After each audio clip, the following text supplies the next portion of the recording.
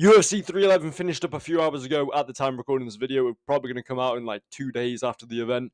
But we're going to be matching up these 8 people on the screen within their respective divisions against their respective contenders. Now, you may notice that there's Arman Tsarukyan on the screen and there's a severe lack of some other fighters on the card. And this is because, quite strictly, I'm not doing Sergey Spivak or Jaden Almeida. I'm not matching them up in their divisions. These 8 are the funnest 8 on the card, or were supposed to be on the card, that I think would be interesting to match up. So we're going to be covering these. We do one of these for every single card. I do one of these for every single card. We're starting off with Grant Dawson. Now, this is the easiest one on the card. We're going to go with some easier ones, and then we're going to move into the harder ones, and then we're just going to match, whatever, it doesn't really matter. I've got him against Beneil Dariush. He called out Beneil Dariush. Dariush wants to come back in April. Dawson said he's willing to make the turnaround for April in his post-fight press conference, or post-fight speech. Yeah. So, in terms of this fight, I mean, it makes sense. Good stylistic matchup for both of them. Beneil Dariush has a chance to get back into the win column here. Grant Dawson has a chance to move up the rankings. Win-win for both of them. Yeah, pretty self-explanatory fight if we think about it. Next up, Arman Tsarukyan. Now, I know he didn't fight. However, he was supposed to fight. And listening to Dana White's post-fight press conference, he says, Arman's not getting the shot. Arman's not getting the next shot. And he's been out of the title picture mainly because he pulled out with a day to go. Now, we saw this happen with Charles Oliveira. He pulled out, I think it was like 2 weeks before. It was 2 weeks, yeah. Before UFC 294, was it? I think it was 294 in Abu Dhabi. He didn't get a title shot for the next like 3, at all. He hasn't got a title shot yet. So, and he had to fight, he had to fight Tsarukyan, then he had to fight Chandler, and he lost to Tsarukyan as well, so that probably messed up his title chances as well. But you can't pull out a fight and pretty much ruin the main event and force your teammate to go and get mauled for you and expect to get a title shot coming back. So Arman Tsarukyan's probably going to have to fight against someone, and I think they do the rematch against Charles Oliveira. Winner gets Islam Makhachev. Makes sense, because this means Charles Oliveira can revenge his loss, and if he wins, he avenges his loss, and he gets back into the win, and he gets a win streak going. It's very difficult to justify a title fight when you're not on a win streak.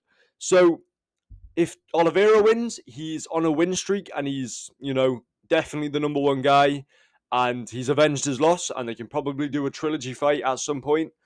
If Arman wins, if Arman Tsarukyan wins, they do Arman versus Islam, he's back in the title picture. So it works for both of them, and they can also stall Islam out a little bit longer during Ramadan because he is a Muslim and he's not going to want to fight during that time. I mean, I don't think he would make the turnaround anyway, but, moving on, Islam Makhachev, the winner of Arman Tsarukyan versus Charles Oliveira. I've just explained this a second ago. So sticking with the lightweight theme, we're moving on to Renato Moicano. We're making very good time for this video. Now, for Moicano, I want to see one of 2 fights.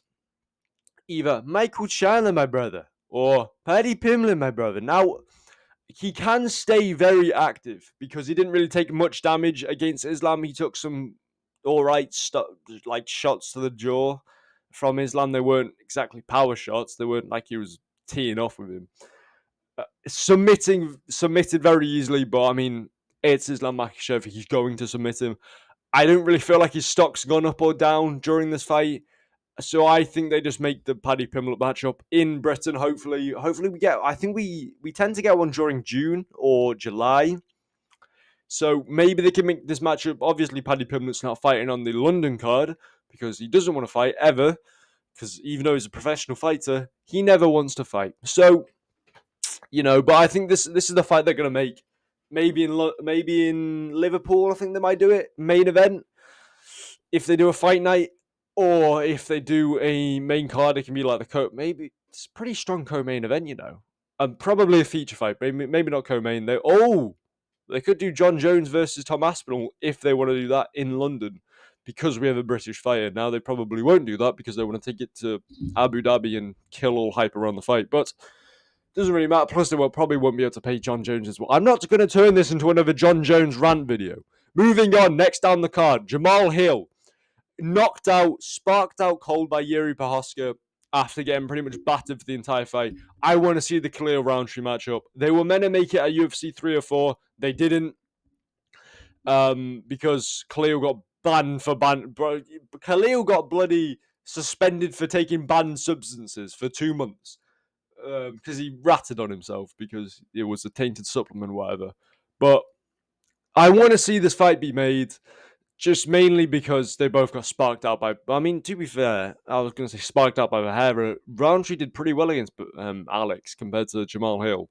So, I don't know. But who knows? Whatever. This matches up with the fight in the light heavyweight division, especially when we talk about this guy, Yuri Prohaska. Now, he called out Alex Pereira, and I think they're going to make that fight. Now, they're going to make this fight regardless of what happens, because let's say he has been announced to be fighting Ankalaev in March.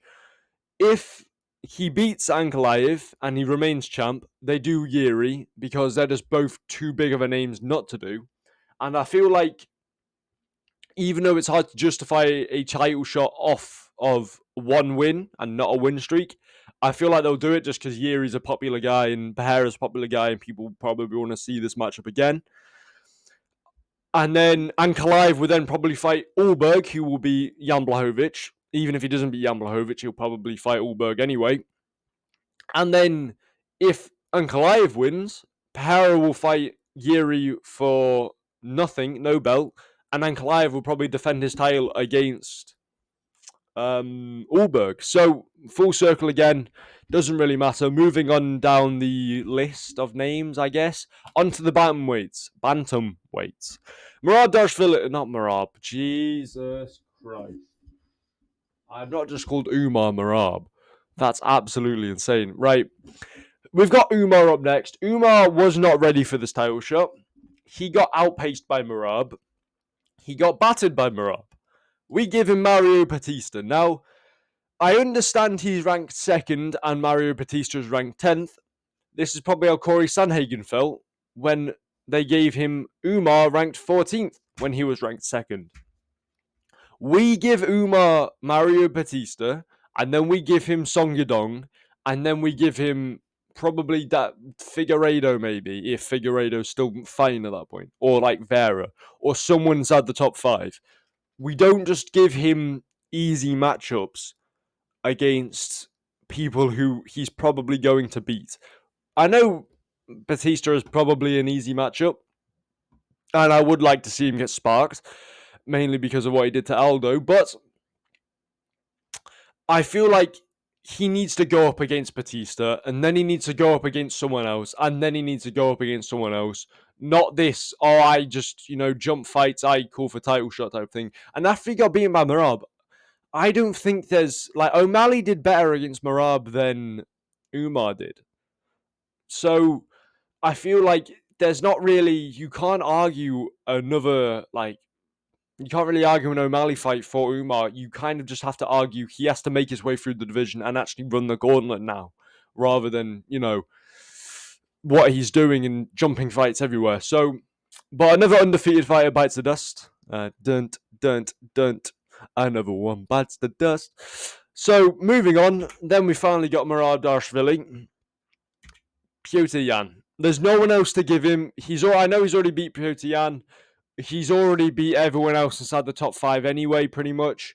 So, I mean, unless you want to give him Sandman on no win at all, who's just going to get mauled by him. So, because, I mean, Umar mauled him, and then Merab mauled Umar. MMA math doesn't really work, but come on, that makes sense. Just, we'll do this one, and then when Petr Yan inevitably loses because Merab isn't human, we can then start talking about, I don't even know what we do if he wins. We probably buy some time for likes of O'Malley to get back and Sanhagen to get a win. So that's the end of this video. Let me know what you think. See you in the next one. Goodbye.